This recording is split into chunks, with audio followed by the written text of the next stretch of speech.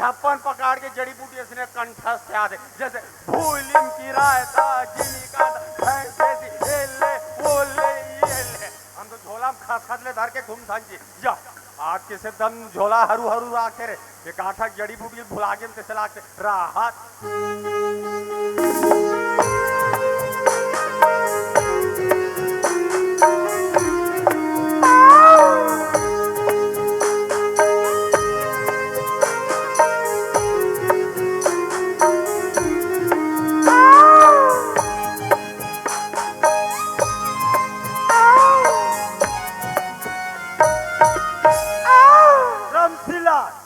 झुकेगा नहीं। पुष्पा पुष्पा राज साले को झुकना पड़ेगा।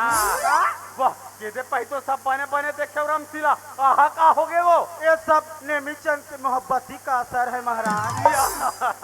मोहब्बत का दर्द बड़ा जानलेवा होता है रामशिला जी।